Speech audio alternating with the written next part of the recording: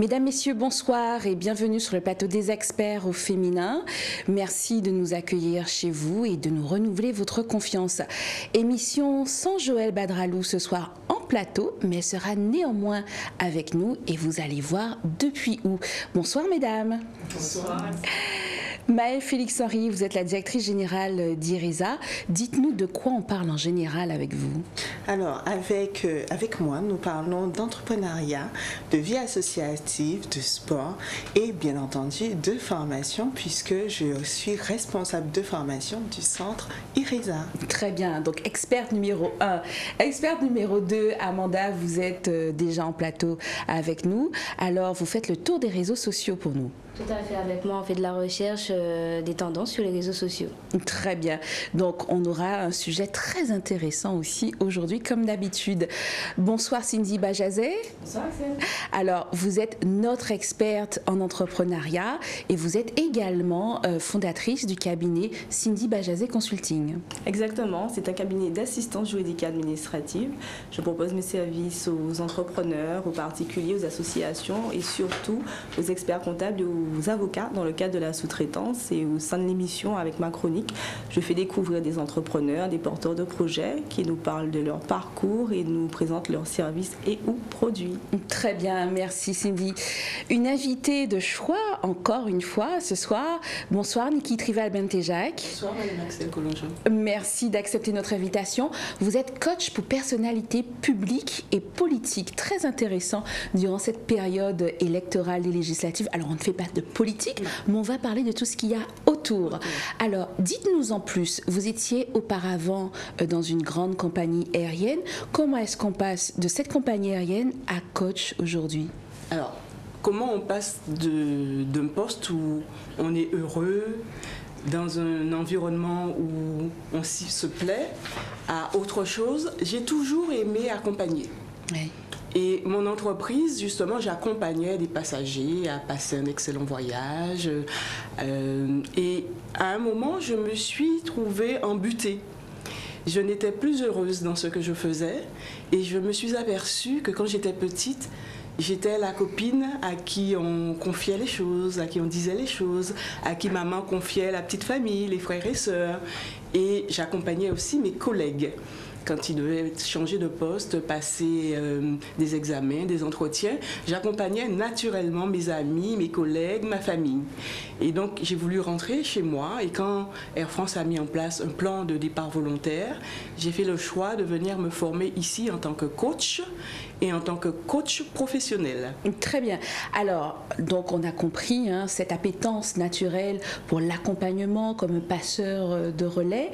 Quelles sont les qualités humaines, selon vous, pour être un bon coach? Pour être un bon coach, je pense qu'on a toute une vie pour devenir un bon coach. Mais en ce qui me concerne, l'écoute attentive, l'amour de l'autre et voir évoluer l'humain. Pouvoir faire partir quelqu'un d'un état, passer à un autre état, tout en progression et en douceur, je crois que c'est cela aussi. Ce n'est pas suffisant. Je pense qu'il faut se faire valider aussi d'être coach, parce qu'on ne sort pas d'une structure internationale, d'une direction générale de l'industrie, et se dire coach. On a besoin, en tout cas moi j'ai eu besoin de me faire valider. C'est vrai qu'on en parle souvent ici avec les filles, et on les pique très régulièrement, les coachs que l'on voit fleurir sur les réseaux sociaux. Et vous nous avez dit quelque chose de très important et qu'on répète souvent, vous vous êtes formé. Alors, quelle formation avez-vous suivi pour devenir coach? Alors, j'ai suivi une formation, j'ai fait le choix de revenir en Guadeloupe parce que je trouvais majestueux qui est en Guadeloupe une structure qui forme à la programmation neurolinguistique. Alors, j'ai d'autres outils dans ma boîte, mais cet outil-là est le dernier. La programmation neurolinguistique en Guadeloupe, je trouvais ça incroyable. Et donc, j'ai fait le choix de faire travailler un autochtone. Et donc, avec beaucoup de mal. Air France avait du mal à me parachuter ici en formation pendant 18 mois. Donc, j'ai suivi une formation en programmation linguistique, technicien, praticien, qui vous autorise à être coach, et aussi de coach professionnel qui vous spécialise dans un secteur et qui fait émerger en vous la meilleure partie du coaching que vous pourriez utiliser pour les autres. Très bien. Donc, aussi donc des coachs de coach dans cet institut où vous avez été formé en fait. Oui. Très bien. Alors, quand on parle de programmation neurolinguistique, de quoi s'agit-il exactement? Exactement, je n'irai pas dans l'exactitude, il aurait fallu que mon professeur soit là. Mais la programmation neurolinguistique, en tout cas être coach avec ce support-là, c'est une thérapie rapide, brève, qui peut aller de 2 mois, de 2 séances à 2 ans maximum. Ce n'est pas une thérapie qu'on fera sur 10 années. Le coach en PNL a fait une courte formation, néanmoins intense, et peut accompagner très rapidement quelqu'un qui vit un deuil, quelqu'un qui vit une transformation professionnelle, quelqu'un qui a envie de changer de vie, quelqu'un dont l'environnement ne lui convient plus. Très bien. Et c'est vrai qu'il y a également certains préjugés sur la PNL. On a cette image de la PNL comme étant un outil de manipulation. Est-ce que c'est vrai ou est-ce que c'est juste un préjugé qui a la peau dure? Alors si je voulais faire une boutade, je dirais « et si c'était vrai ?» Mais non.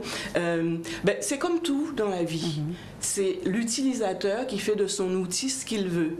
Vous pouvez utiliser une arme, je ne sais pas moi, je vais dire un marteau par exemple, pour construire une maison, pour taper sur quelqu'un. Oui. Donc l'outil que vous avez, c'est vous qui le bonifiez ou c'est vous qui en faites un objet de malheur, entre guillemets. Très bien.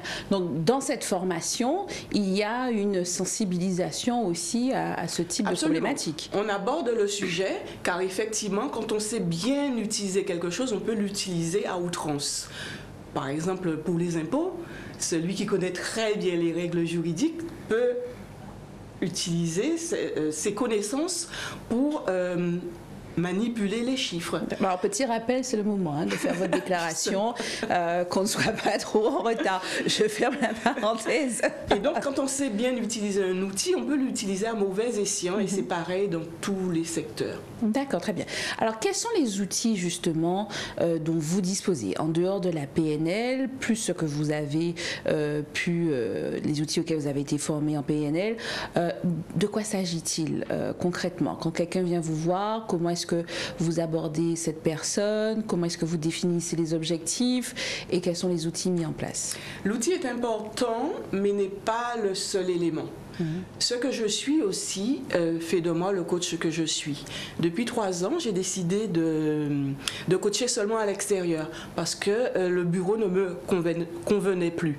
Ce qui fait que j'ai perdu une partie de clientèle qui aime bien être enfermée. Vous connaissez, vous savez comment c'est en Guadeloupe. Mais oui, mais alors pourquoi le bureau ne vous convient plus? Le bureau ne me convenait plus parce que j'ai vécu 35 ans à Paris et je suis venue en Guadeloupe pour profiter de mon espace. Et je ne me suis jamais sentie aussi bien que quand je vais marcher, que quand je mets mes projets en place en marchant, en faisant 10-12 km. Et je me suis dit, pourquoi ne pas l'utiliser pour les personnes que je coach? Et donc, j'ai proposé à une de mes coachées la nature. Ça tombait bien, c'est quelqu'un qui avait aussi besoin de se ressourcer. Et je me rends compte que le coaching marche vraiment, vraiment mieux, plus vite et d'une manière plus efficace. Ce sont des espaces où le coaché peut retourner parce qu'il a mis un ancrage de positivité, un ancrage de réussite à tel endroit. Je ne vous dirai pas où je coach, mes endroits préférés. Et ces personnes peuvent retourner à ces endroits, pour refaire le chemin comme un chemin de vie, en fait. D'accord. Des espaces accessibles. Alors, il m'arrive aussi d'aller dans l'espace du coaché parce que cette personne a déjà cette idée de l'ancrage, a déjà utilisé cette idée de l'ancrage. Donc, si par exemple, vous me dites qu'il faut aller à Petit Canal, à tel endroit où je me sens bien, on ira chercher qu'est-ce qui fait qu'à cet endroit, vous avez des ressources qui remontent en vous. Très bien.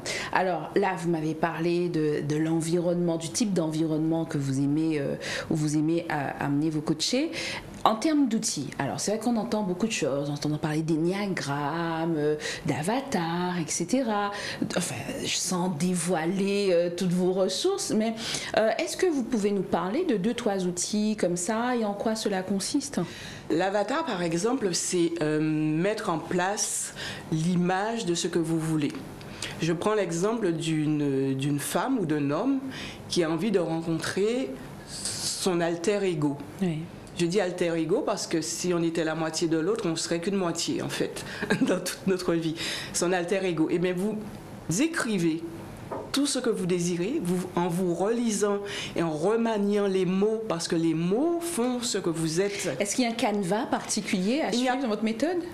Il n'y aurait pas de canevas, néanmoins, se faire superviser pour ce genre, parce que quand on a des tics de langage, par exemple, on ne se rend pas compte que notre demande, le résultat correspond à ce que l'on demande. Et donc, dans nos tics de langage, parfois, il y a des choses qui sont limitantes. Il y a des écueils qui vous empêchent d'avoir ce que vous voulez. Et donc, quand la vie vous donne ce que vous avez demandé, vous n'en êtes pas toujours conscient.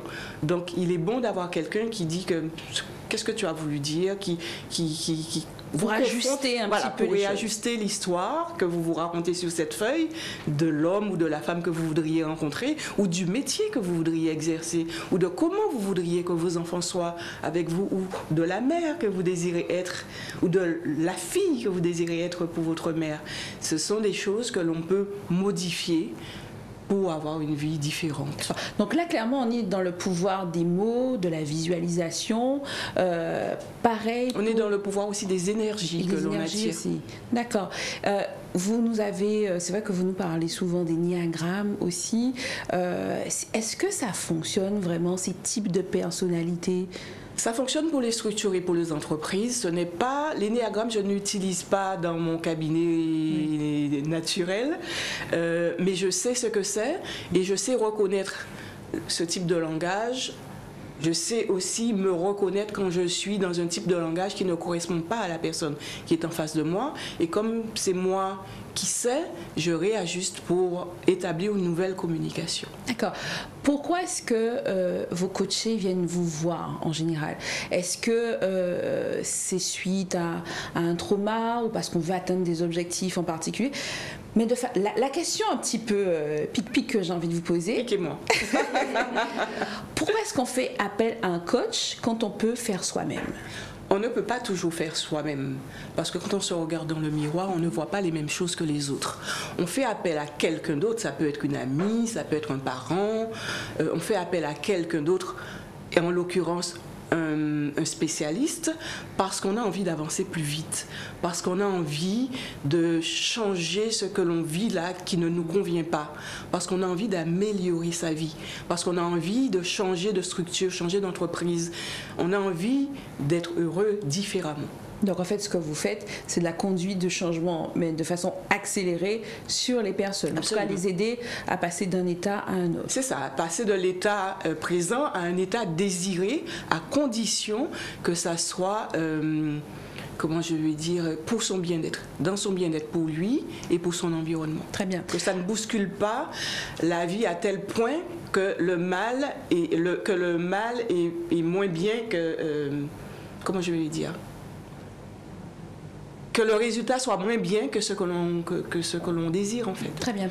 Alors, c'est vrai qu'il y a un vocabulaire parfois qui se mélange entre coach, thérapeute et peut-être certaines professions très organisées en corporation, ce qui est normal puisqu'on commence à un certain niveau à toucher à la santé mentale des personnes.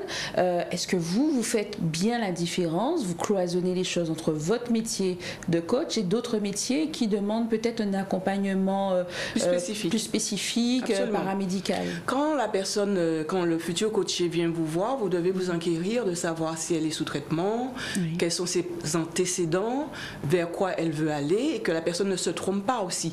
Il est de nos jours plus facile d'aller voir un coach que d'aller voir un psychiatre. Et donc, on est là pour orienter cette personne vers le bon professionnel. D'accord. Donc, quand il y a quelqu'un qui a besoin d'un accompagnement plus lourd et plus spécifique, et pour qui le coach ne suffira pas, vous l'orientez donc vers cette personne. J'oriente. Et quand cette personne me dit qu'elle est déjà suivie par un autre professionnel, je demande un courrier de ce professionnel afin de m'assurer que, effectivement, que je suis à ma place. D'accord. Je pose ces questions puisque c'est vrai que sur les réseaux sociaux, qu'on en parle souvent ici aux experts, on voit fleurir toutes sortes de professionnels qui surfent sur des professions, enfin professionnels entre guillemets, qui surfent sur des professions dites réglementées et qui n'ont pas toujours ces scrupules. Donc on note aussi qu'un coach qui est efficace, qui est respectueux, c'est quelqu'un qui connaît aussi sa limite. C'est ça, c'est accepter ses limites et le faire savoir. Quand vous dites que le coaching n'est pas réglementé, le coaching est réglementé par, je ne retiens jamais le sigle, par le RNCP qui est le Répertoire national des certifications. C'est une certification de niveau 6 et qui est agréée par le ministère du Travail. Alors donc ça, on peut très rapidement vérifier avec le diplôme du coach, son numéro, aller sur les sites et vérifier que ce coach est bien répertorié. Ah, donc ça, vous pouvez répéter un petit peu parce que là, je crois que c'est important. C'est vraiment important. Tous les coachs d'Instagram et de Facebook, on vous connaît. Donc, on va vous chercher où est-ce, Niki? Alors, vous pouvez chercher, en l'occurrence, il y a ici, il y a l'IN et il y a le Répertoire national de certification des coachs. C'est une certification de niveau 6 agréée par le ministère du Travail. D'accord, très bien. Alors, je vois Cindy Machassé qui rigole, mais c'est vrai qu'on en parle souvent et que ça nous agace un petit peu parce que là, on a la vie des gens entre ses mains. C'est ça. On a la vie mentale, on a aussi la réputation du métier. On a aussi le respect de soi. Si on se respecte, on respecte l'autre. On ne va pas lui vendre du toc alors qu'on vous a demandé de l'or ou du diamant, je ne sais pas. Je pense qu'il en va de sa propre réputation et de sa propre posture pour pouvoir être un coach respecté. Bien sûr. Alors, là aussi, la question qui tue, pour être un bon coach, surtout quand on accompagne un certain nombre de personnes sur des enjeux très importants, il faut soi-même être bien dans sa vie. Et là encore, on voit des choses sur les réseaux sociaux où des personnes qui s'annoncent comme étant coach ne sont pas particulièrement, ne véhiculent pas particulièrement ce qu'elles prônent. Est-ce que vous-même, derrière, vous avez un coach, du coup? Je viens de terminer une série de coaching. Ouais. Et je n'envisage pas, avant d'être coach, je n'envisageais pas ma vie à traîner des casseroles. Oui. J'allais systématiquement déposer les casseroles trop lourdes. Et c'est comme ça que j'ai connu l'analyse transactionnelle, la PNL. J'étais déjà dans cette démarche. Et c'est tellement bon d'aller déposer une casserole et de sortir de là et dire j'ai payé tant et je n'ai plus cette casserole. Et on est content d'avoir payé. Vous allez vous acheter un beau bouquet de roses, vous mettez ça au milieu de la table et c'est votre trophée. Voilà. Et je viens de terminer un coaching, je n'envisage pas moi non plus d'aller voir un coach qui ne se fait pas coacher. Et ça se sait vite, les coachs qui coachent et qui ne se font pas coacher. Vous le voyez à leur posture, vous le voyez à leur langage, vous le voyez parce que quand vous allez vous faire coacher, vous apprenez autre chose parce que le coaché apporte autant au coach et vice-versa. Et quand vous allez vous faire coacher, vous apportez autre chose aussi aux personnes que vous coachez parce que vous en avez appris. Très bien. Donc ça, c'est vraiment bon à savoir. C'est comme les thérapeutes aussi, ils ont besoin de quelqu'un pour pouvoir, comme vous dites si bien, déposer les casseroles qui sont trop lourdes. Alors, vous êtes spécialisé sur le coaching, l'accompagnement de personnalités publiques et de personnalités politiques. C'est vrai qu'on a toujours du mal parce que ce sont des gens qui ont, en tout cas on a l'impression d'avoir une telle assurance. Donc ce sont des gens comme monsieur et madame tout le monde qui ont besoin d'un accompagnement aussi. Qui auraient besoin d'un accompagnement, je parle de mon territoire, la Guadeloupe, qui auraient besoin d'un accompagnement, mais qui ont réussi parce que le voisin les aimait bien, parce qu'ils avaient une sorte de popularité, parce que... nos hommes politiques et nos femmes politiques n'ont pas ce premier réflexe de se dire que je suis peut-être bien, mais je veux être mieux, je veux être excellent, je veux devenir... Sortir du hibon comme ça. C'est ça, sortir du hibon comme ça, et j'adore cette phrase, sortir du hibon comme ça. De toute manière, il passait l'autre élection là, qui est où passé voilà ça. Pourquoi ne pas être excellent? Pourquoi ne pas viser l'excellence et aller autoriser le changement dans sa posture, dans sa manière d'être, dans sa manière de traiter les personnes qui vont voter pour vous ou pas, dans cette manière de prôner l'excellence et de devenir différent justement parce que on est une personnalité publique que l'on voit et qu'on ne dise pas qu'à s'est raconté là, qu'à arriver, qui j'en ai, qui j'ai habillé là, machin. Et donc, prenez l'excellence, ça commence par soi, en fait. Très bien. Alors, qu'on puisse bien comprendre ce que vous proposez à ce type de profil. C'est vrai que nous sommes dans une période propice pour cela aussi, mais qu'est-ce que vous faites exactement? Est-ce que vous allez leur faire de la stratégie électorale, à savoir leur écrire des discours, faire la campagne pour eux, ou vous arrivez sur quelque chose plutôt ciblé développement personnel par rapport à ce que vous faites? Si je disais développement personnel, je n'aurais pas de clients. Oui. Je ne sais pas encore ce que je vais apporter à l'autre parce que j'apporte une amélioration à ce que l'autre est déjà. Ce que je sais, moi, quand je pars en coaching avec des hommes politiques ou des femmes politiques, je pars vers une amélioration, mais avec le bon vouloir de l'autre. Je ne veux pas changer l'autre. Il faut que la personne veuille se faire coacher, donc c'est un préliminaire. C'est une démarche qui doit se faire individuellement. Ce n'est pas le responsable de communication qui viendra me dire il faut absolument aller coacher Madame Colongean, parce que je dirais non. Il faut que cette personne ait envie d'une amélioration, que ça ne soit pas dans une urgence, que l'on ne m'appelle pas 15 jours ou 3 semaines avant, comme j'ai dû une fois le faire. Ce n'est pas dans une urgence, c'est dans un processus long, pas violent et déterminant. C'est-à-dire poser les structures, savoir vers quoi on veut aller et comment on va y aller. Très bien, très bien. Alors, nous vous connaissons aussi pour vos meet-up, Elle Entrepreneur French West Indies. French West Indies. Voilà. De quoi s'agit-il? Il s'agit d'un réseau que j'ai créé il y a 3 ans quand je suis arrivée en Guadeloupe et qui a eu du succès inattendu, mais ô combien bien accepté, de femmes entrepreneurs ou salariées qui étaient isolées. Et pour sortir de l'isolement, j'ai créé ce réseau de femmes entrepreneurs et salariées. Et tous les mois, on se réunissait autour d'une conférencière inspirante. Et ensuite, j'offrais un coaching gratuit aux femmes présentes, environ entre 5 et 30 femmes par rendez-vous. Et j'accompagnais ensuite ces femmes-là dans leurs problématiques. Alors, quelles leçons vraiment importantes avez-vous pu tirer de ces rencontres avec ces femmes, soit salariées ou entrepreneurs, surtout après la période Covid?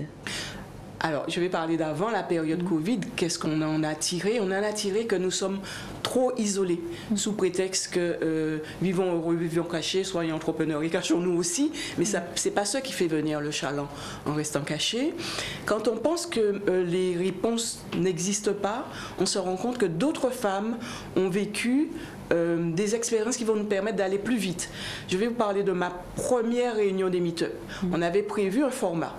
Et la conférencière arrive, elle avait vécu autre chose devant les tribunaux, avec des structures qui ne payaient pas. Et on s'est dit, est-ce qu'on s'autorise à parler d'une actualité, de l'actualité du jour, de la femme que je reçois? Et on a changé en 5 minutes cette réunion-là pour que cette personne partage avec les autres ce qu'elle vient de vivre.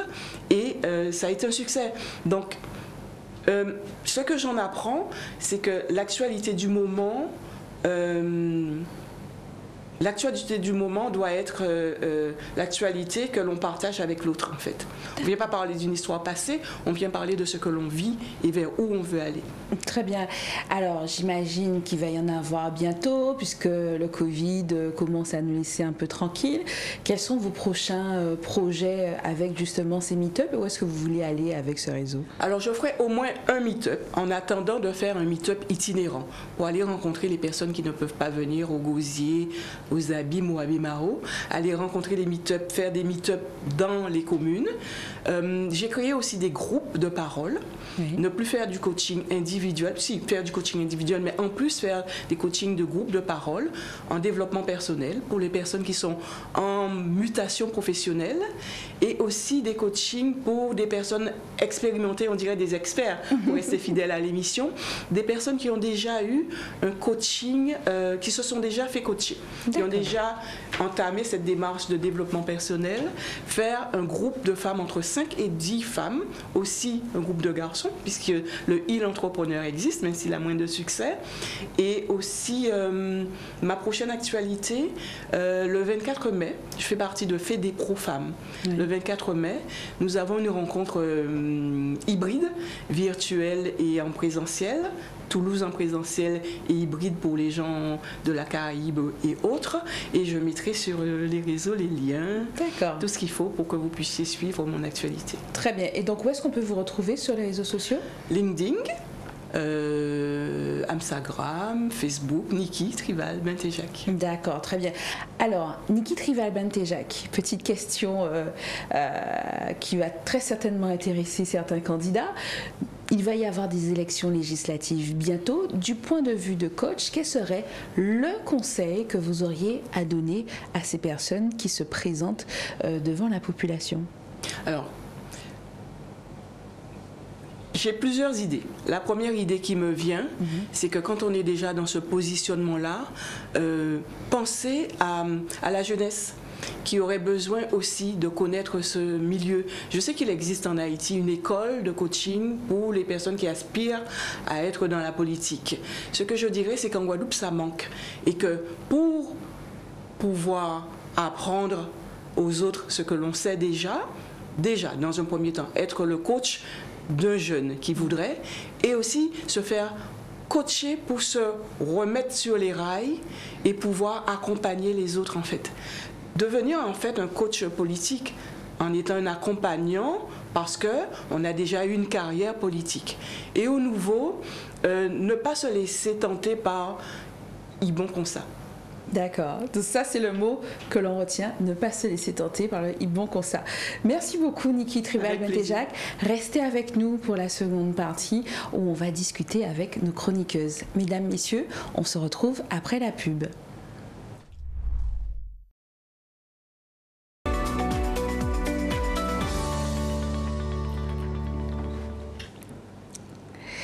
Merci de nous rejoindre pour cette seconde partie des experts au féminin.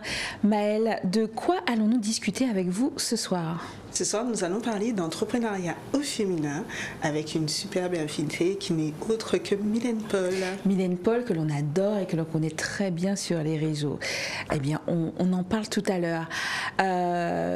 Amanda, ce soir, on devait avoir une invitée. Malheureusement, pour des raisons indépendantes de notre volonté, elle ne peut pas être des nôtres. Mais actualité oblige, vous avez souhaité nous parler d'un sujet, pour une fois, assez grave. C'est ça, je veux sensibiliser les femmes en ce moment qui sont victimes de la drogue du violeur.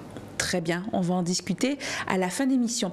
On aura Joëlle avec nous en duplex depuis une destination où elle va discuter avec nous d'une belle opération pour la Guadeloupe à travers ses sujets de prédilection. Restez connectés, restez à l'écoute. On va la voir tout à l'heure en duplex. Alors Cindy, ce soir, nous recevons une invitée, quelqu'un qui a un parcours très inspirant aussi avec vous. De qui s'agit-il ? Alors ce soir, nous recevons une autre étoile qui s'appelle Esther Oyuma. Esther est à la tête d'une entreprise de e-commerce et elle va nous présenter son entreprise qu'elle a créée il y a quelques années déjà. Très bien. Et elle est avec nous par Skype. Bonsoir Estelle. Bonsoir Esther Oyuma, vous êtes à la tête d'une boutique de e-commerce. Nous vous remercions d'être avec nous aux experts au féminin. Je vous laisse entre les mains de Cindy. Bonsoir Esther, merci beaucoup de tout cœur d'avoir accepté notre invitation. Alors Esther, rapidement, est-ce que vous pouvez vous présenter à nos téléspectateurs et nous dire, puisqu'on est dans le cadre d'une chronique entrepreneuriale, pourquoi est-ce que vous avez décidé d'entreprendre ? Alors, donc déjà, je m'appelle Esther Oyuma, comme ça a été dit, j'ai 35 ans, je suis maman de 2 petits Windies Baby, Shana et Diego, qui ont 3 et 6 ans. Donc, pourquoi j'ai commencé l'entrepreneuriat ? C'est grâce à eux, tout simplement. J'ai fait un BEP, métier de la mode, j'avais 18 ans. J'ai arrêté rapidement mes études, j'ai eu jusqu'à mon BEP, j'étais acceptée en BTS, j'ai arrêté parce que je voulais rentrer dans la vie active. Donc, j'ai fait hôtesse de caisse, hôtesse d'accueil pour subvenir à mes besoins, pouvoir payer mon loyer, pouvoir manger. Et c'est vrai que lorsqu'ils sont arrivés tous les deux, ça m'a ça m'a, en fait, j'ai commencé à angoisser, à me dire pourquoi retourner dans ce type de travail qui m'angoissait tous les matins. En soi, j'avais plus envie. Et je me suis dit, il faut que je devienne indépendante, il faut que je gagne de l'argent, leur faire plaisir raisonnablement, bien sûr. Mais voilà, pouvoir leur payer des études, pouvoir leur donner ce dont ils ont besoin quand il faut. Et surtout, moi, être libre, vraiment libre. Donc, c'est vraiment ce que j'ai réussi à entreprendre grâce à Windy Shop, grâce à mes enfants. D'accord. Et comme je le disais tout à l'heure, donc vous êtes à la tête d'une entreprise de e-commerce qui s'appelle Windy Shop. Est-ce que vous pouvez nous présenter votre entité, s'il vous plaît? Alors, Windy Shop, c'est une boutique principalement pour le moment de prêt-à-porter qui est spécialisée dans les collections été. Donc, ça veut dire vraiment, je me suis basée par mes origines déjà. J'ai grandi en Guadeloupe. J'ai des origines réunionnaises. Donc, en fait, vraiment, je voulais une boutique en ligne qui représente les îles, le soleil, les couleurs, le côté sexy, même si on peut être classe. Donc, voilà, je me suis vraiment concentrée sur ça, contrairement à d'autres entreprises de e-commerce où vraiment, quand on va dessus, au courant de l'hiver, on se retrouve avec des bottes, des manteaux. Nous, ce n'est pas le cas. Donc, voilà, c'est principalement dans ce sens que j'ai fait Windy Shop. Et Windy Shop, du coup, ça découle de quoi? Quelle est l'histoire de cette entreprise? L'histoire, c'est déjà ma fille qui est là.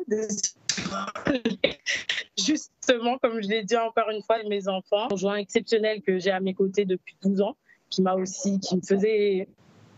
a cru en moi et qui m'envoyait beaucoup de vidéos de tout type d'entrepreneuriat. Et un jour, j'ai bugué justement sur le e-commerce. Je me suis dit, waouh, c'est peut-être le moment, justement, comme il sait que je suis assez douée en informatique et j'ai le sens de la mode, bien évidemment. Donc là, je me suis dit, je vais allier les deux. Donc voilà, ça a commencé il y a 3 ans exactement, le 19 juin. Le 19 juin, un jour après mon anniversaire, j'ai dit, on y va, on balance, c'est parti. Et ça fait 3 ans et grâce à mes clientes de toutes les DOM, Réunion, Guadeloupe, Martinique et Guyane, c'est en train de prendre un level qui est exceptionnel. Et je leur remercie d'ailleurs. Pardon. Et du coup, en fait, le but, comme tout le monde, c'est de faire évoluer votre structure. Qu'aimeriez-vous faire justement émerger dans le cadre de votre activité, de votre entreprise? Qu'est-ce que vous auriez aimé rajouter en plus? Quel est votre rêve par rapport à cette structure? Une super question parce que là, justement, on est en train d'évoluer. C'est-à-dire que jusqu'à présent, voilà, on est un e-commerce. Quand j'ai commencé, à la base, je voulais faire une marketplace. Donc, je voulais mettre en avant des entreprises antillaises. Donc, je leur ai demandé de pouvoir se mettre sur Windy Shop pour pouvoir vendre leurs articles. Je me suis pris des portes à 99%. Donc, en fait, ce projet n'a pas été possible. Je me suis tournée vers des fournisseurs étrangers qui m'ont donné la possibilité d'expanser mon entreprise. Et c'est vrai que les délais sont plus ou moins moyens. Donc, on est sur une 20aine de jours pour recevoir les articles en sachant qu'on ne paye pas de frais de douane. La livraison est 100% offerte étant donné qu'on est conscient que c'est un petit peu long. Mais là, justement, pour que nos clientes puissent enfin avoir la possibilité d'avoir leurs articles qui leur plaisent tout de suite, immédiatement, on est en train de faire des collaborations. On a déjà un premier portant à la Marina de Saint-François. Et là, on est en train de voir avec plusieurs instituts, plusieurs enseignes de beauté pour mettre des portants avec une 30aine d'articles à la disposition de nos clientes pour qu'elles puissent venir. Donc, c'est pareil, c'est Guadeloupe, Martinique, Réunion et Guyane. On leur fait honneur à toutes. Donc, il y aura des portants disponibles, Windy Shop maintenant, pour qu'elles puissent s'habiller si elles ont une soirée, un événement, tout de suite maintenant. Voilà. C'est vrai qu'il y a beaucoup d'entrepreneurs qui nous regardent. Est-ce que vous avez connu des convenus quand vous avez décidé de créer votre entreprise? Oui, le fait juste d'être maman et d'avoir une petite fille que vous entendez là qui court partout, c'est pas évident. Donc, le fait d'être maman, le fait d'être conjointe, il y a un moment, on a l'impression de ne pas avoir son rôle correctement de maman ou de conjointe. Et on veut aussi faire bien dans notre entreprise. Je ne l'ai pas faite pour couler un an après, ce n'était pas le but. Pourtant, j'avais très, très peu d'expérience. Comme j'ai dit, j'ai juste un BEP métier de la mode. J'ai tout appris en autodidacte. J'ai fait regarder beaucoup de vidéos pour faire moi-même mon site internet. Je n'ai pas fait appel à une entreprise. C'était hyper coûteux. Donc, je n'avais même pas les moyens. Pareil, mon fonds de roulement, j'avais quasi rien. Donc, j'ai fait vraiment au fur et à mesure. Donc voilà, c'est une grosse histoire. Même là, ça me met de l'émotion de vous le dire parce que je me suis battue comme une gueule pour ça. Pareil pour tout ce qui est publicité. Si vous allez sur nos réseaux Instagram, on vient d'atteindre les 10 000 cas d'abonnés. Merci encore une fois à tous ces clients, tous mes abonnés. Et c'est parce que je fais beaucoup de pubs digitales que j'ai appris à faire toute seule. Parce qu'au début, j'ai fait appel à des agences. Elles font du bon travail, je leur enlève pas ça, mais c'était hyper coûteux pour moi qui est partie de rien. Donc j'ai appris à le faire toute seule en autodidacte, pareil, comme pour ma boutique en ligne. Ça porte ses fruits, ça me donne envie de pleurer parce que vraiment je me suis battue vraiment comme une gueule. C'est tout ce que je conseille, il faut rien lâcher, quoi.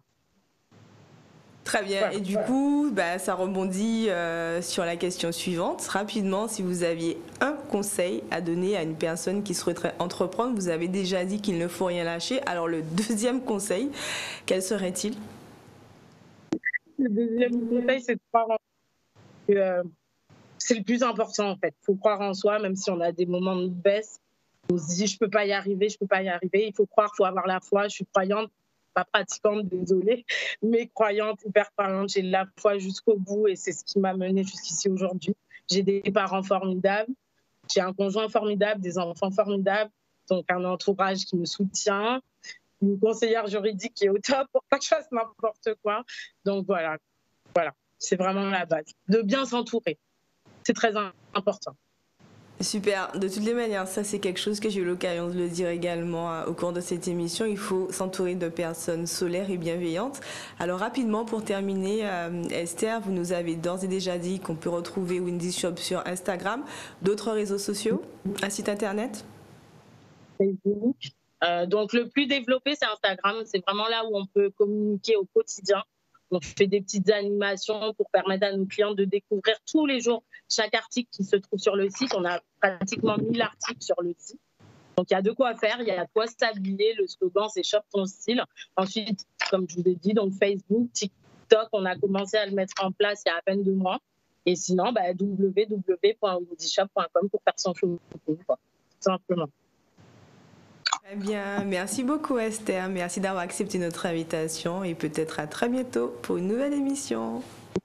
Merci beaucoup Esther, à très vite. Alors, je viens de regarder pendant l'interview son Instagram. Belle initiative. Et puis, son témoignage m'a particulièrement émue. Elle était très émue. Oui, mais moi aussi, ça m'a émue. Sur la voix. Oui, on est pour la plupart mamans autour de cette table, entrepreneurs. Et c'est vrai que ça m'a fait... ça m'a pas choquée plus que ça, mais ça m'a fait frissonner, ça m'a fait sourire aussi d'entendre sa fille à côté. Parce que beaucoup n'imaginent pas, parfois, ce qu'il y a derrière une maman chef d'entreprise. Maëlle, ça vous parle aussi? Tout à fait. Effectivement, je mène à bras le corps ces rôles qui sont très importants pour moi puisqu'il s'agit effectivement de valoriser autant son entrepreneuriat que le fait d'avoir ses enfants et de les assumer jusqu'au bout, de les élever convenablement pour avoir un avenir meilleur pour la Guadeloupe aussi. C'est très important.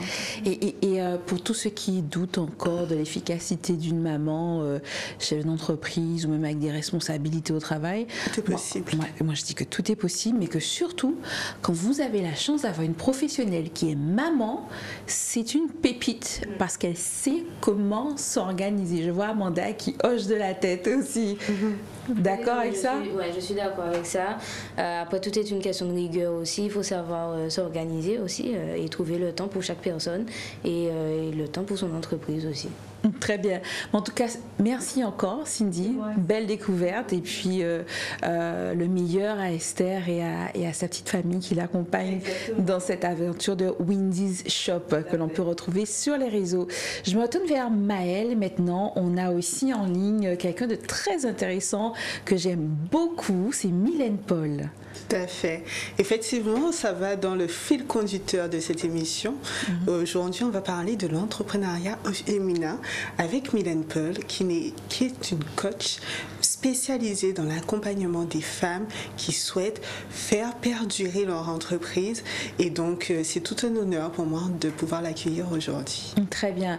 Donc, Mylène est avec nous en duplex. Bonsoir Mylène, merci d'accepter d'être notre invitée. On est vraiment très contente de vous avoir avec nous aux Experts au féminin. Merci beaucoup, c'est vraiment un honneur également d'être présente et de pouvoir partager justement sur cette thématique ô combien importante. Vous allez discuter d'entrepreneuriat au féminin. Tout à fait. Bonsoir Mylène, ravie de t'accueillir. Alors, pour ceux et celles qui ne te connaissent pas, je pense que c'est l'occasion de te présenter, de présenter ton expertise. Qui es-tu? Eh ben, je suis Mylène Paul, chef d'entreprise. J'aide également les chefs d'entreprise. Donc, du coup, c'est super qu'on soit dans les experts au féminin. Je les aide à valoriser et monétiser leur expertise, à pérenniser la façon dont elles travaillent et surtout à le simplifier, à le faire de façon simple, en particulier lorsqu'elles ont décidé de vendre des services, par exemple en tant que freelance, en tant que coach, en tant que consultante. Ben, parfois, ça peut ne pas être évident de savoir justement quel modèle économique prioriser pour faire en sorte d'avoir une vie de famille qui soit également plaisante. Vouloir également entreprendre, j'aime bien souvent dire ça, avec le cœur et les chiffres, puisque souvent les femmes entreprennent pour des causes qui sont nobles, qui leur tiennent à cœur, qui ont souvent un impact aussi, que ce soit au niveau social, sociétal, etc. Mais parfois, c'est la partie chiffres qui peine un petit peu, on dira, à être stabilisée. Donc, je les aide à faire les deux. Que vous puissiez relater, c'est ce qui vous a conduit justement à proposer cette offre de service qui, rappelons-le, est dédiée aux femmes chefs d'entreprise. Qu'est-ce qui fait que justement vous vous êtes lancé sur cette thématique? Je me suis lancée sur cette thématique parce que mes expériences, en tout cas, m'ont montré des expériences dans le domaine de l'accompagnement. Alors, je l'ai fait au niveau des entreprises, je l'ai fait également pour le compte des institutions publiques, je l'ai fait également avec des associations. Et je me suis rendu compte que très souvent, les femmes que j'avais en face de moi avaient des projets qui étaient bons, qui étaient bien, qui avaient du sens, mais où parfois leur capacité à en parler d'une manière qui soit impactante, qui puisse donner envie à un financeur de les suivre, parfois c'est là que ça pêchait. Et je me suis dit, en voyant aussi qu'en Guadeloupe, il y a beaucoup de femmes qui entreprennent, on fait partie on va dire des régions qui enregistre l'un des plus forts taux en termes de création d'entreprises au niveau des femmes.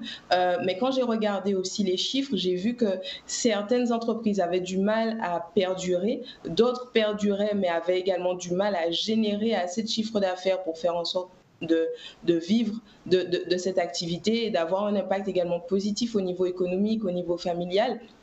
Et donc, voyant tout cela, je me suis dit qu'il n'était pas possible que les femmes étant très souvent les plus diplômées, quand on regarde celles qui créent, que ce niveau d'expertise, que ce niveau de compétence ne suive pas au niveau financier. Et c'est ce qui a fait que je me suis dit non, il y a quelque chose à faire, il y a une carte à jouer. Et c'est la raison pour laquelle j'ai mis en tout cas mes compétences et que je mets encore mes compétences à disposition de ces femmes qui souhaitent plus qu'entreprendre, mais faire en sorte d'entreprendre pour avoir un impact qui aille plus loin qu'elles. Voilà. Très bien. Alors, effectivement, on mesure bien l'ampleur de cette mission sur laquelle vous êtes positionné en tant que coach professionnel. Du coup, j'aimerais savoir, est-ce que le coaching réservé aux femmes a une caractéristique spécifique? Est-ce qu'il y a une manière particulière de s'adresser à celles-ci de manière à pouvoir les accompagner de manière efficiente? Au final, je dirais que on parle tel que nous sommes. Nous sommes des personnes, nous sommes des femmes, des gens. Et donc, la meilleure manière de faire en sorte qu'un coaching soit efficace, déjà, c'est d'écouter la personne.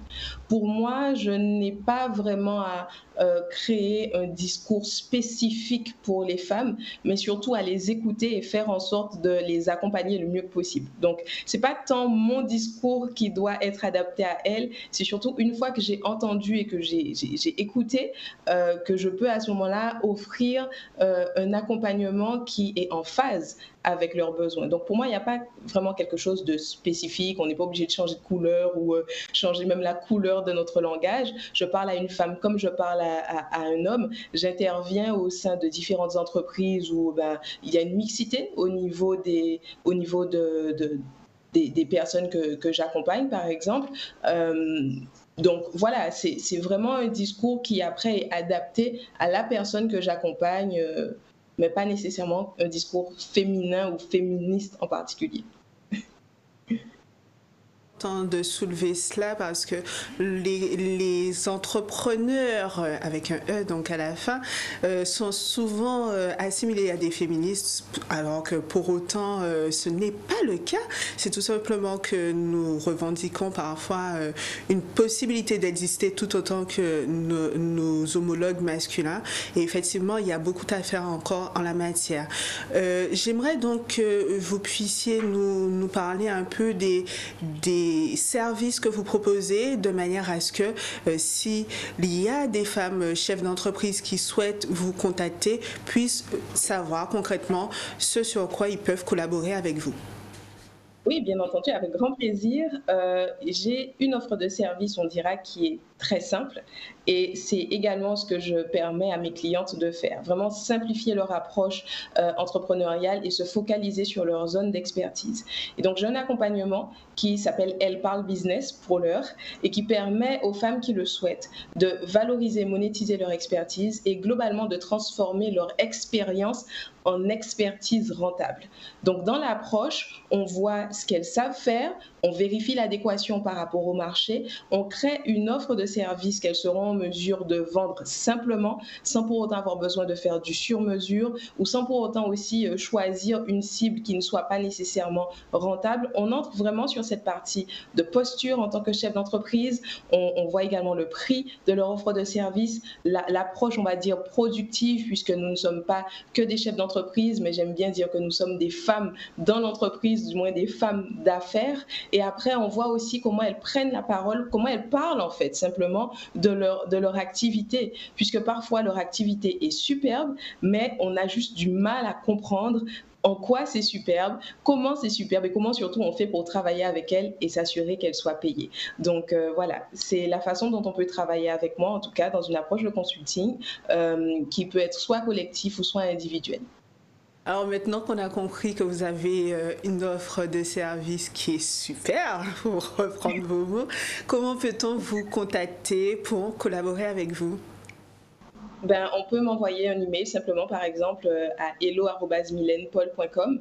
Je suis également disponible sur LinkedIn, sur Instagram également. Donc, je suis ouverte au fait, ne serait-ce que d'engager la conversation pour voir s'il y a une adéquation par rapport aux besoins et par rapport également à ce que je propose et accompagner ces femmes justement qui veulent améliorer leur positionnement et surtout, comme je le dis, valoriser et monétiser leur expertise.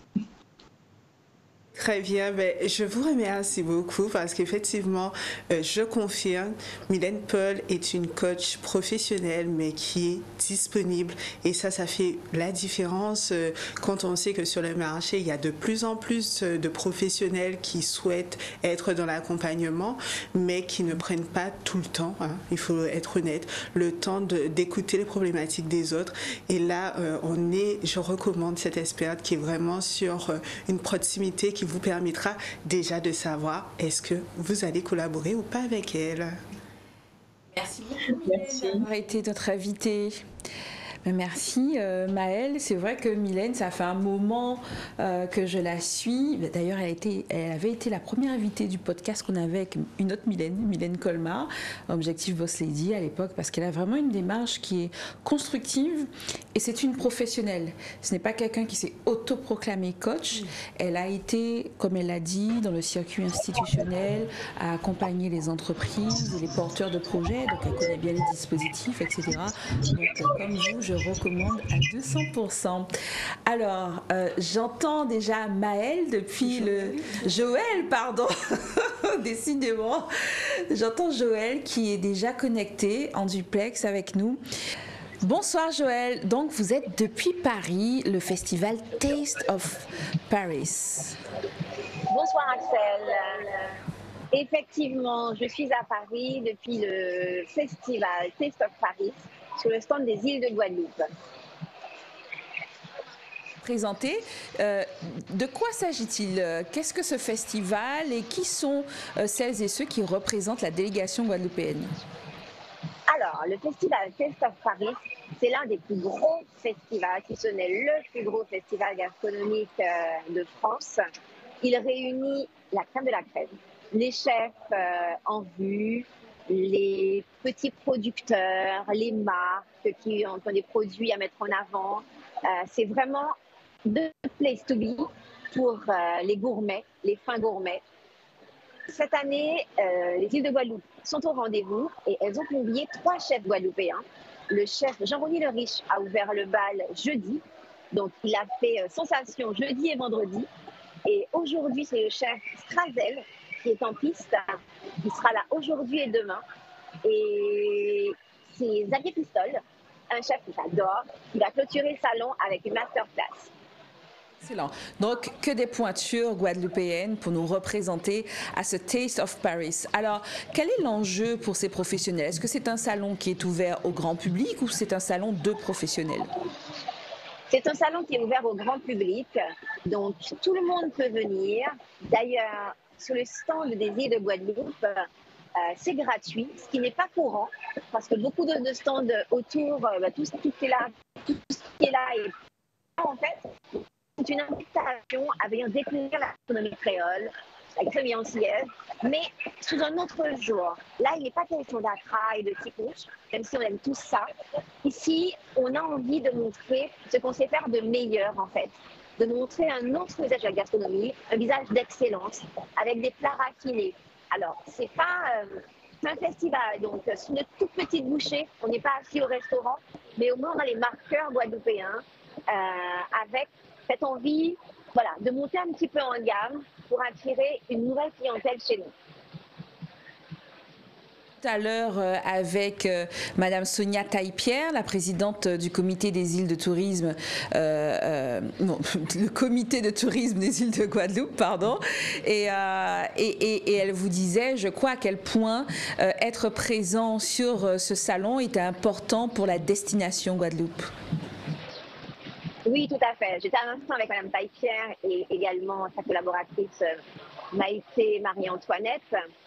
Alors, c'est une première édition et qui dit première dit seconde, troisième. On est appelé à revenir parce que le CTIG a bien pris la mesure de l'impact en fait d'un festival comme celui-ci qui attire vraiment un public plus large que dans des salons de tourisme traditionnels. Qu'une destination se retrouve dans un festival gastronomique ouvre le champ des possibles et attire un public nouveau.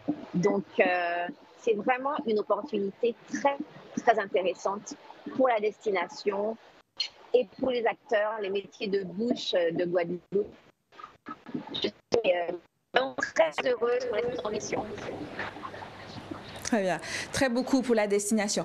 Alors, Joël, je ne peux pas vous laisser sans que vous nous ayez dit à quoi vous avez goûté. Qu'est-ce qu'ils nous ont préparé, les chefs là, qui représentent la Guadeloupe? Alors, le chef Strazel, il a fait sensation là.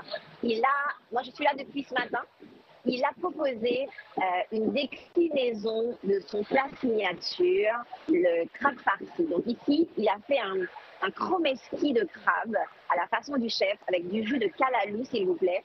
Sincèrement, c'est une tuerie.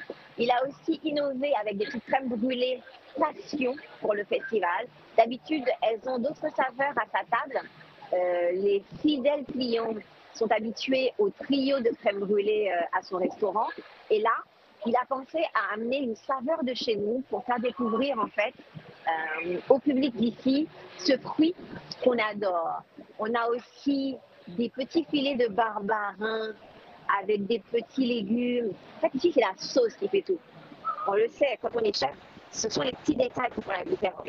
Sincèrement, si vous êtes à Paris, tu es une bonne à Paris, dites-leur de venir. On est encore là demain, profitez-en.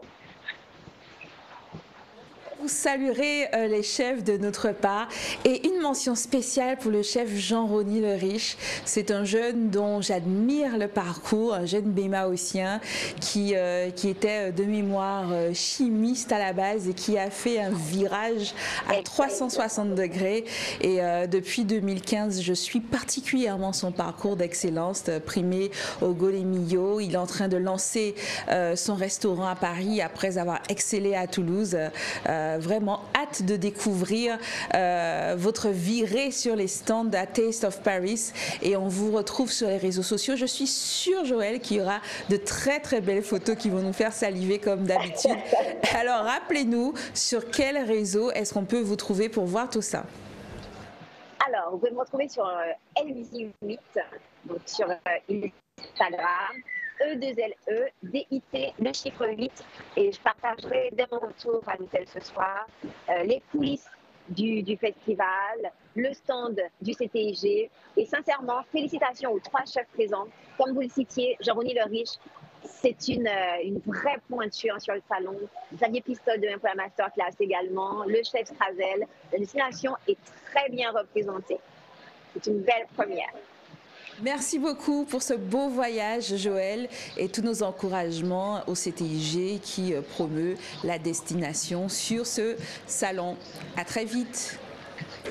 Voilà, ça nous fait rêver un petit peu de voir nos chefs comme ça qui sont de cette nouvelle vague, j'ai envie de dire, gastronomique créole, qui vont promouvoir comme ça la destination. Bon, en tout cas, on aura compris, un argument de promotion de la destination, c'est la bouffe guadeloupéenne. Je pense que là, on prêche à des convaincus. Le tourisme local, on s'y connaît. En tout cas, avec les déjeuners et les brunchs, les experts au féminin, on sait y faire. On va terminer ce numéro avec Amanda, quelque chose de moins joyeux, mais que vous avez repéré quand même sur les réseaux sociaux et on a été alerté par une de nos reines de beauté. Et même si ça détonne un petit peu par rapport à ce dont vous avez l'habitude de discuter, vous avez jugé que c'était important de pouvoir sensibiliser le grand public et les jeunes femmes en particulier. Alors effectivement, j'avais envie de finir sur une note plus festive, mais malheureusement, vu tout ce qui se passe en ce moment sur les réseaux, notamment avec Ophélie Mézineau, notre Miss Guadeloupe 2018, qui a été victime de la drogue du violeur. Alors en fait, c'est le GHB tout simplement. Elle est partie en soirée s'amuser comme tout le monde et malheureusement, des personnes mal intentionnées ont versé cette drogue dans son verre. Bon, je le rappelle, cette drogue fait perdre la mémoire et endort la victime pour les potentiels violeurs, etc. Donc, effectivement, on sort d'une période de Covid, on ne va pas se mentir. Avec tous les confinements. Voilà, avec tous les confinements. Donc, il y a beaucoup de festivités en ce moment, notamment les grandes vacances qui arrivent. Donc, on aura des festivals, on aura de quoi sortir du mode confinement et s'amuser. Et je tiens quand même à alerter les femmes et les hommes, puisque les hommes aussi sont victimes de ça. On ne le dit pas assez souvent. Voilà, c'est ça. Donc, de faire très attention, notamment quand vous buvez en soirée, gardez votre gobelet avec vous, faites très attention, ne sortez pas seul. En fait, toutes ces petites choses qu'il faudra mettre en place pour éviter ce genre de choses. Puisqu'on en parlait en coulisses, effectivement, on ne peut pas, en fait, on s'amuse, mais on n'y pense pas forcément, on ne se dit pas que oui, il y a quelqu'un qui va verser quelque chose dans le verre, etc. Donc, je tiens vraiment à sensibiliser les jeunes femmes. C'est vrai que la naïveté peut mener à ce genre de choses parfois, pas tout le temps, mais je voulais vraiment en parler ce soir. Très bien, donc restez vigilantes et vigilants. Quand on va en soirée, on le reprend, vous gardez votre gobelet avec vous et surtout, vous ne buvez que ce qu'on a ouvert devant vous. Effectivement, et si c'est possible, faites-vous accompagner, que ce soit homme ou femme, restez en groupe, ne vous éloignez pas. D'ailleurs, c'est ce qui a sauvé Ophélie Mézineau, parce qu'elle a eu la chance qu'elle était entre amies, et quand elle s'est sentie un peu pas bien, elle est rentrée chez elle. Elle s'est fait accompagner chez elle. Voilà, c'est ça. Et c'est bien après, en se rendant compte que ça n'allait pas, qu'elle a été à l'hôpital. Voilà. Donc voilà. Et elle a partagé son histoire sur les réseaux sociaux, parce qu'en plus de cela, quand elle a appelé le SAMU, on ne l'a pas prise au sérieux.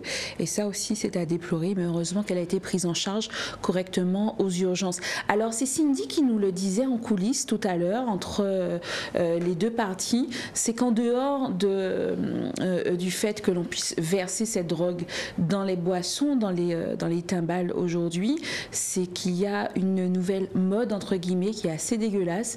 Ce sont les piqûres directement en soirée. Exactement, ça fait froid dans le dos, hein. Franchement. D'ailleurs, je ne savais pas, hein, par rapport à l'ancienne Miss Guadeloupe.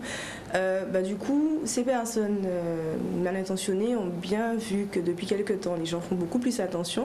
Et il y a une nouvelle pratique, c'est la pratique de la seringue. Alors vous sentez, vous avez l'impression d'avoir une sorte de piqûre, mais sans pour autant comprendre. Et quand vous regardez, vous ne voyez rien. Et au bout de quelques temps, le lendemain, vous vous retrouvez avec un bleu. Et en fait, je ne sais pas si c'est le VHB de cette façon qui a été intégré, mais en tout cas, c'est une drogue, toujours du geleur, qui permet à ces personnes d'avoir des comportements mal intentionnés. Donc là, il faut vraiment faire attention, et on est en train de se poser des questions, on se demande où va le monde. On ne peut plus s'amuser correctement, et franchement, il faut être entouré, comme on disait tout à l'heure. Et puis ne pas avoir peur de dire qu'on ne se sent pas bien, etc. Et limite de partir, d'entrer. Oui. Parce que si vous êtes seul ou isolé, ces personnes feront de vous ce qu'elles voudront en fait. Et c'est aussi important de dire que ça n'arrive pas qu'aux femmes.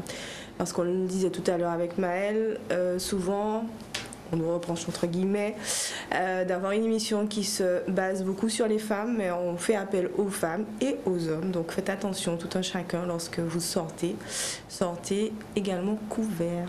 Et oui, on ne redira jamais assez, parce qu'en dehors de tout cela, il y a d'autres pratiques délinquantes, il faut le dire aussi, hein, qui existent. Et puis, comme on le disait, soyez entourés, parce que dehors, le relâchement fait que beaucoup de personnes ont des comportements vraiment inacceptables et inadmissibles, et à la frontière, voire hors la loi également. Donc, on fait attention avec les grandes vacances qui arrivent, comme Amanda le disait, les soirées, les festivals, les sorties bateaux, etc.